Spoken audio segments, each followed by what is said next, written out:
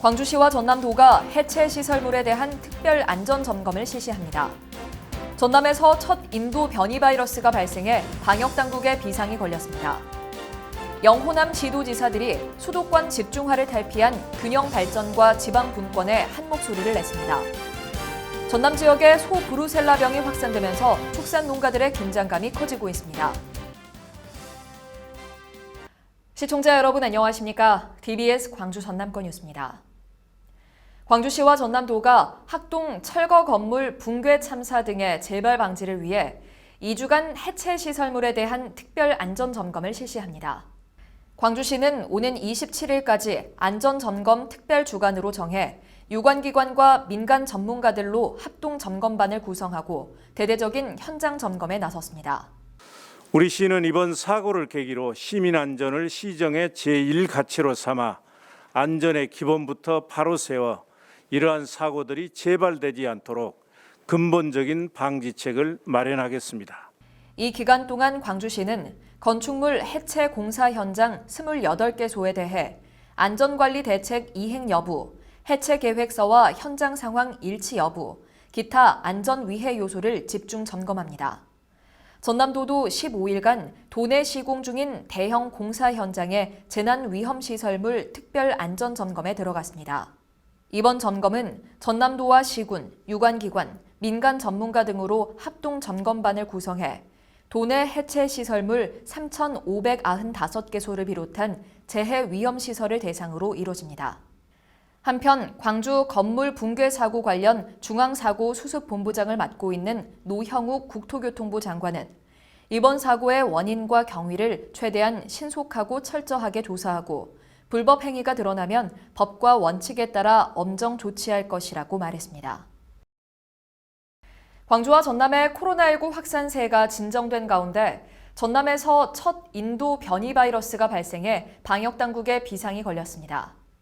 인도 변이 바이러스는 기존 바이러스보다 전파력이 40%가량 높은 것으로 알려져 방역당국이 추가 감염과 확산 여부에 촉각을 세우고 있습니다.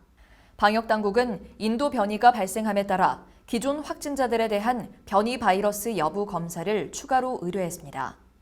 전남도는 해외 유입 확진자의 경우 1인실에 격리하는 등 변이 바이러스 대비에 최선을 다하고 있다며 추가 확산을 막기 위해서는 방역 수칙을 철저히 준수해야 한다고 당부했습니다.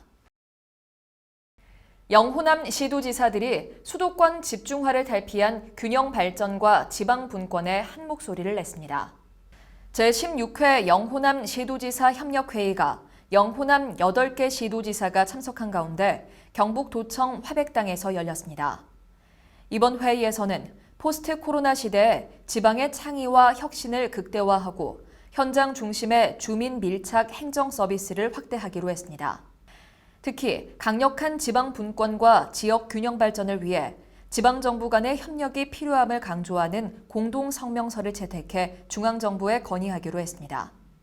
또한 2023 새만금 세계 스카우트 잼버리 등 시도별 주요 행사 11건의 성공적인 개최를 위해 시도 간 상호 지원과 참여를 약속했습니다. 전남 지역에 소 브루셀라병이 확산되면서 축산 농가들의 긴장감이 커지고 있습니다. 전남도에 따르면 5월 말 기준 신안과 무안 등 10개 시군 57개 농가에서 466마리의 소가 브루셀라병에 감염돼 살처분됐습니다. 방역당국은 전체 소 사육 농가를 대상으로 브루셀라병 일제 검사를 실시하는 등 예방 대책 마련에 나섰습니다. 코로나19에 이어 소 브루셀라병까지 확산되면서 축산 농민들의 시름이 깊어지고 있습니다. 진도 조도면을 시작으로 오는 30일까지 여수와 완도, 진도 등 3개 시군 25개 섬지역 주민들의 백신 접종이 시작됐습니다.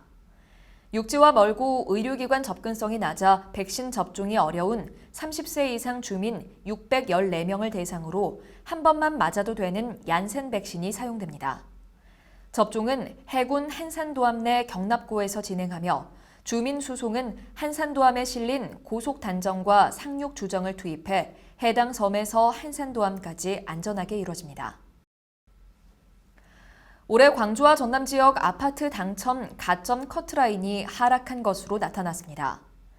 부동산 114에 따르면 지난 1월에서 5월 광주 아파트 당첨 가점은 35점으로 2020년 같은 기간의 44점과 2019년의 46점보다 하락했습니다.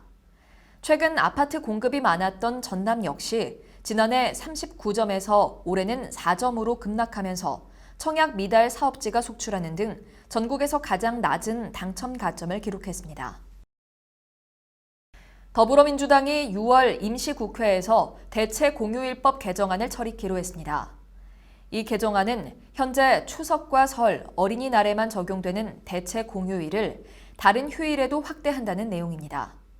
이 법안이 시행되면 올 하반기 주말과 겹치는 광복절과 개천절, 한글날, 성탄절도 대체공휴일로 추가로 쉴 수 있게 됩니다. 광주 인공지능사관학교가 제2기 교육생 입교식을 개최하고 본격적인 교육에 들어갔습니다. 2기 180명의 교육생들은 10월 말까지 AI 알고리즘과 머신러닝, 빅데이터 분석, 클라우드 컴퓨팅 서비스 등의 과정 480시간을 이수하게 됩니다.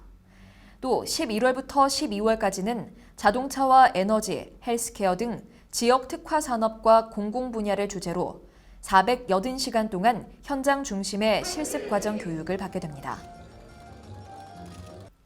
시청해주신 여러분 고맙습니다.